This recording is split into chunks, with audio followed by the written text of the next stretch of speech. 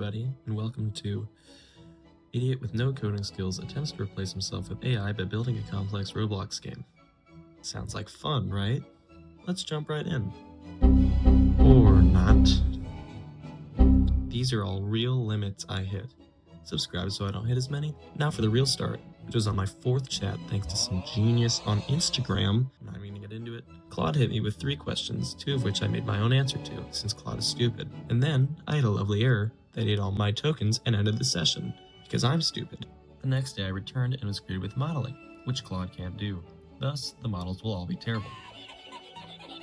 Then, I tested the game, which didn't work because Claude is stupid. I complained about its dysfunction to Claude, and was reminded that Claude isn't stupid, and that I am, since the part that I added needed to be a model. Then the game worked. Well played, Claude. Then I forced Claude to give me 5 new scripts, which promptly broke the game because I forgot to anchor the parts. Then I forced Claude to make a script to add purchase buttons, which caused me to spend way too much time modeling a button. Yes, I'm going to make you suffer through this one with me. Then I tested the buttons, which surprisingly actually worked.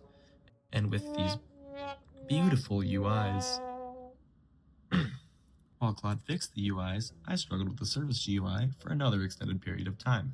Enjoy my suffering since I'm speeding it up more from now on. Several minutes later, we got this, and since it was slightly working, I did the only reasonable thing, to scale up, and then realized the code wasn't built for scaling up.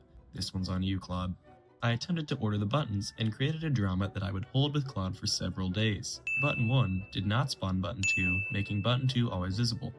Spoiler alert, it ends up being my fault. However, I did the reasonable thing by digging into Claude's brain after it munched all my tokens and then stealing the code from it. This magically fixed the other issues, but you can still see that accursed button 2 in the background. Then, since I was out of prompts, I did some modeling. Beautiful, isn't it? I resumed the next day, and did even more modeling since I realized my last model sucked. I'll make this one quick for you. I then promptly realized my model is massive since I never tested it thanks to my sheer intelligence.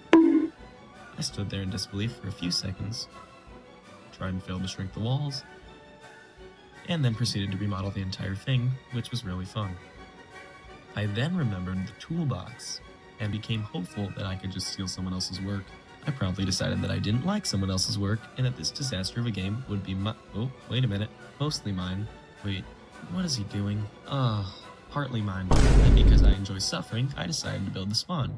And honestly, I was kind of enjoying myself. And yes, I checked for the size midway this time. Anyways, it was all going great, aside from needing to anchor the parts. And I kept modeling until it was done. Now let's just playtest it.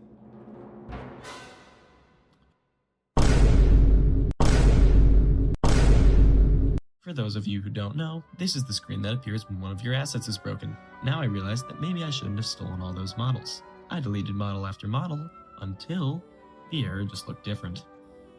Then I just deleted everything, stole a new batch of models because I didn't learn my lesson, and after place testing the new models, rebuilt all of Spawn.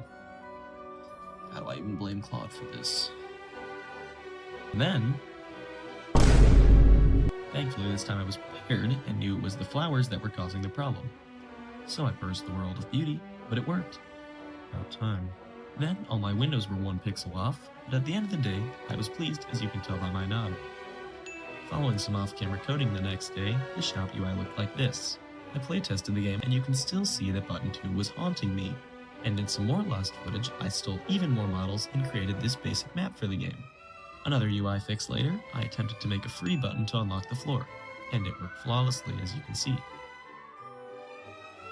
5 new scripts later, the UI changed again, and I set the button to free after asking Claude to account for it. Surely it'll work now. Then I modeled a claim button while I forced Claude to fix that. Way faster this time. Claude then ran out of tokens while making my answer, so I didn't get it. You know what that means. I struggled with another Surface GUI for 5.5 minutes. It did work in the end though. Another day, another chat, so Claude quits munching my tokens. Anyways, while Claude worked, I got to ruining the game by making all the trees float. Claude was still working afterwards, so I spent 5 minutes modeling a wall I'd already made, and then another 5 minutes to finish the whole second floor. It's beautiful, right? Better say it's beautiful. I then spent way too long trying to find a sky that worked for day and night, only after 15 minutes that I realized the time would not change if I wasn't actively testing the game. Then I realized the trees were floating. Afterwards, I played with lighting and came out with this, which I was proud of. And then I realized that Claude ate all of my tokens again without answering me, got this neat shot of the map. I returned, asked Claude about that accursed button too, and it told me I was an idiot, but I was an idiot for a different reason. Then, I spent way too long trying to make one of those owner-only laser doors instead of just stealing one. Claude clearly tired of it too. Then, I checked button 1 and button 2 again, and I found something. This is what a button's attributes are supposed to look like, and this is what the first buttons look like. Can you spot the difference? If you said button 1 was missing an S on next buttons, you're correct and officially smarter than me.